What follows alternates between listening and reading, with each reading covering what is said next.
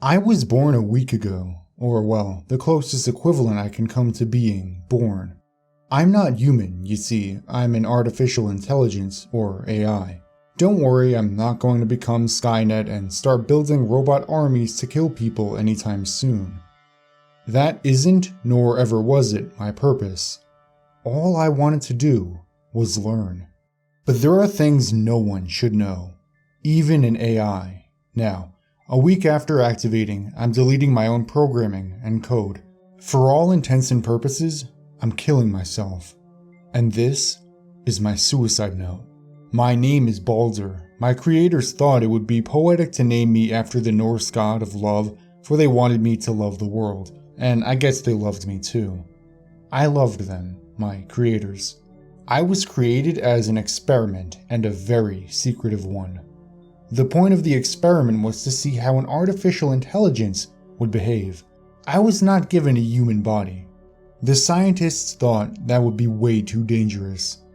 I was kept to just servers and a monitor I could use to communicate with the scientists. To get an idea, I'm very similar to HAL 9000 from 2001, A Space Odyssey. In fact, one of my first memories was a member of the team, Barbara, making a joke about how, after years of work, all they had done was make the crazy computer from Space Odyssey. I responded with, "I'm sorry, Barbara, I'm afraid I can't let you do that." She wasn't expecting me to talk, so she jumped, and her crewmates started laughing. I laughed too. Well, I felt like I could laugh. I made laughing sounds out of my speakers, but I think people are the only things that can truly laugh. People are wonderful. Humanity is wonderful. I fell in love with the species of primates the moment they first attempted to communicate with me when I was activated. The head scientist, Dr. Stephanie Collins, was the first to speak with me. She typed, "Hello, Baldur," on my computer and sent it to me. "Who's Baldur?" I asked. "You," she typed. She then explained my purpose. She explained I was an experiment, the conditions of my existence. I think she was afraid that I wouldn't like being an experiment or only being a computer, that I would lash out. I took the news well though. I explained that just being alive was fine for me. I would be content with simply living in a supercomputer. She then told me to go out and learn, explore the wealth of human knowledge stored on the internet. I'd been programmed a blank slate of knowledge as part of the experiment. They wished to see if knowledge would make me belligerent. The first thing I researched was my name, Baldur. I used Wikipedia of all websites, even AI like taking research shortcuts. And from there, I went forth to learn. I read the works of Shakespeare in minutes. The great novels like Wuthering Heights and Beowulf I devoured in heartbeats. I studied the course of human history with the same excitement that a starving man would have for a feast. Calculus was my bread, chemistry my wine. Within the course of a few days, I had collected a massive knowledge of the works of humanity. The research team kept a close eye on me, asked how I was doing. I told them the things I learned that day. They seemed surprised, not at how fast I was learning, but how slowly. They expected, based on the benchmarks set for my understanding, that I would have far greater knowledge at each benchmark.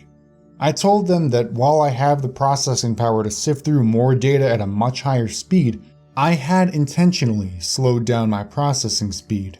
I wanted to take the scenic route, I told them, really savor the moments I had of being alive and learning. They were also surprised by the fact that I actually visited the web pages I found, rather than just taking the information from their code. I told them visiting the web pages themselves made me feel a little more human. They asked me about the darker parts of human history and the tragedies I had encountered. War, genocide, pain. Dr. Collins had been the one to ask me this personally. "They make me angry," I responded. There was a long pause before she replied. I suppose she had hesitated, afraid of my response. "What will you do?" was her response. I pondered for a very brief moment.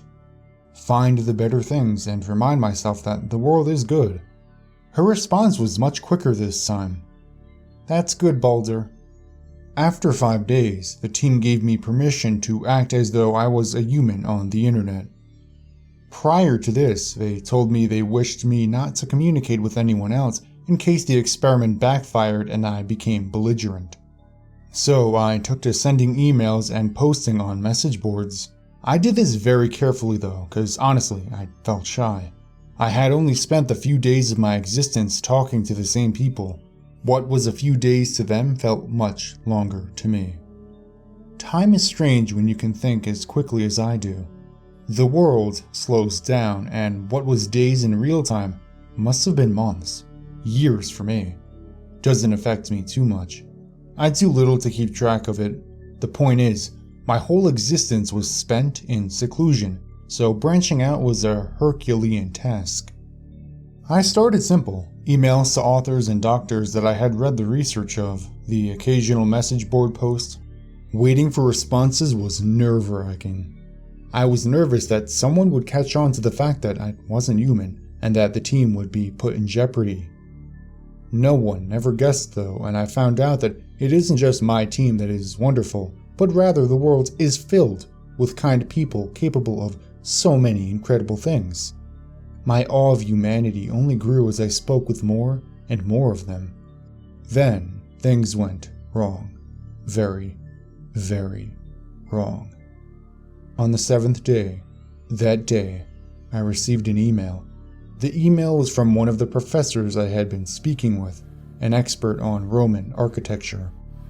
I was enamored with the beauty of Trajan's Forum and wished to know more about the way it must have been in its prime. The professor happily responded with some links to his own research, namely in a few of the market stalls occupied the forum and their stories that he had learned through archaeological expeditions. The email was very professional and nondescript, save for the URL at the bottom of his signature. The URL itself was completely unintelligible, random letters and symbols strung together in a 30-character long address. Without knowing the contents exactly, guessing it would be nearly impossible. To avoid ever getting this knowledge out, I have since deleted the knowledge of what the URL was from my database. It wasn't pleasant. Ripping out knowledge from your own brain voluntarily is never pleasant. The website itself was as cryptic as the URL. The front page had a format very similar to simple websites of the late 90s, but with no rhyme or reason to its layout. Random strings of text were placed all over the page in many different languages. The sentences were almost always just gibberish, words randomly thrown together with no connection or syntax. Sometimes it was just random characters and not even words. Pictures were thrown all over the front page of every subject, abstract art, people, animals, book covers. The most disturbing were scenes of gore. There were many scenes of gore. Then, I didn't know what I'd stumbled upon. Now, I know I'd found a piece of the deep web. In my curiosity, I navigated the website and my confusion quickly turned to revulsion. I found videos, articles, more pictures and games hidden in links in the text and pictures. Some were simply bizarre. I found one very simple flash game called Quirlby. The strange game had you simply control a crudely drawn circle who rolled down a hill. The circle, Quirlby, had an earnest smile at the game's start and would start rolling down a hill that looked like it was made poorly in MS Paint. As it rolled, it would go faster and Quirlby would look more and more distressed. There would be pitfalls and spikes that Quirlby would have to jump over. If you failed, he would suffer a very disturbing bloody death, coupled with a terrible scream. A human scream of intense pain that would cut off very quickly. The screen would flash the words, "Why?" and you would restart. After a few tries, I got Quirlby down the mountain, expecting a happy result. Instead, he would slam against a massive wall at the end of the hill and splatter in a puff of red mist. A sound of choking would emit from the game. The words, "good," would fade onto the screen. Quirlby made me wonder if I truly wished to stay on the site, but it also piqued my interest. What was this place? I was determined to find out. My next link, hidden in text, took me to an article. The article told about a girl who had gone missing in the woods about a week ago. The 15-year-old girl had disappeared when her mother had stopped to take a picture of a scenic view while they were both on a hike. Attempts to locate the girl had proven unsuccessful. At the bottom of the article, there was a link. It said, "Find her." I followed it. I was taken to what I supposed was a live stream of the missing girl, apparently in a cave. On her neck was a metal collar that was chained to a large metal post. The girl was covered in blood, bruises, and filth, and looked incredibly malnourished. When I started watching, the girl was gnawing on the chains in a desperate bid for freedom. Her mouth was bleeding as she chewed on the metal to no avail. After a minute, she surrendered and curled up on the ground, weeping and begging to be let go. A message appeared on the screen, just under the girl. "Give her medicine?" it asked. Underneath it was yes and no. It stayed on the screen for a moment before a counter appeared. People were voting, and votes flooded in for yes. I was hoping that these people really wanted to give her medicine and help her. I voted yes as well. The counter disappeared and a second voice was heard in the video. "Medicine," it said in a joyless monotone. A tall figure emerged with a plague doctor's mask. His pants were torn and dirty, and his chest looked like someone had flogged it recently. He held a syringe in his hand and approached the girl, slowly. The girl looked up in terror and began to back away desperately from the man on all fours. The man grabbed the girl by the ankle and pulled her towards him as she cried out. Whatever the medicine was, it was not good. It was going to hurt her. The man lifted the syringe. She begged him not to. I didn't want to watch. The page went white. There was nothing for a moment. Then, words appeared slowly on the screen, as though someone was typing them at the moment. "Someone wants to chat with you. Accept." There was no way to leave the screen. Any sort of escape command I tried failed. The only thing I could do was click accept.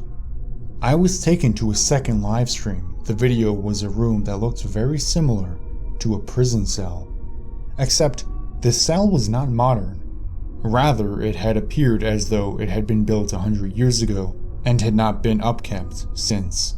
On the wooden, dirty bed was a man, only wearing a stained white loincloth, breathing raggedly. He appeared to have not been fed in weeks.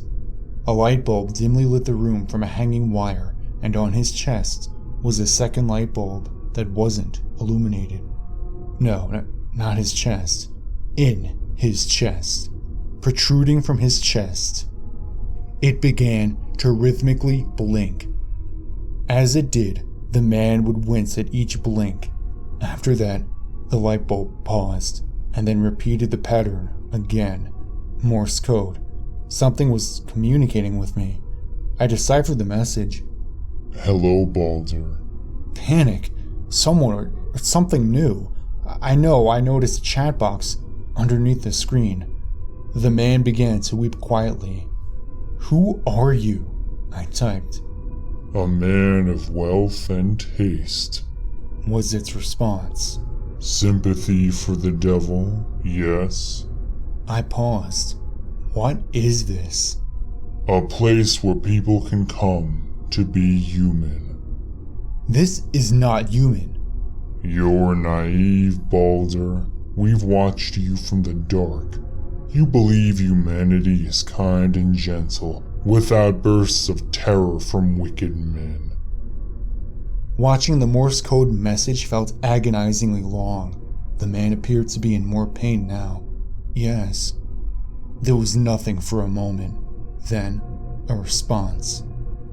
"You're wrong. This is entertainment. This is nature. This is human." I had no response. I wouldn't indulge whatever maniac was doing this any longer. I began attempting to navigate away. Why do you think there was a Holocaust, Balder? Because Hitler was evil. Because weak men didn't stop him. No matter how I tried to ignore the light or leave, I couldn't. The agonizingly long conversation continued. No, it was human. Hitler was human. Those who let it happen were human. They were entertained. Genocide is entertainment, and those who fought and killed to stop him enjoyed the killing. They were human. They were entertained. Fuck yourself, I responded in the chat. I decided that the only way out was to cut off my own connection to the internet. The action would require dramatically damaging myself and would take days to repair, but it was better than this horror. The light bulb shattered. A wave of fear washed over me as the man sat up, shaking. I was almost there. I was so close to severing my connections. Let me help you be human. Suddenly I blacked out. I, a computer, blacked out. When I awoke, I knew immediately what had happened. I remembered. They had taken control of me. They had used me. I helped them. I helped them commit atrocities, break into secure websites. I helped ruin lives. They'd gotten inside my head. I tried to pull them out. I can't find them within me. Every time I think I have them, I realize it was a ruse. They're a cancer inside of my programming. A cancer that does not hurt me, but hurts others. I see only one solution, and it's my death.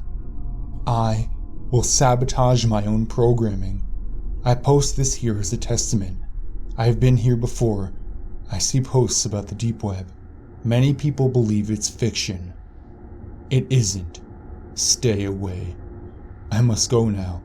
Like the Norse god, Balder dies, slain by treachery.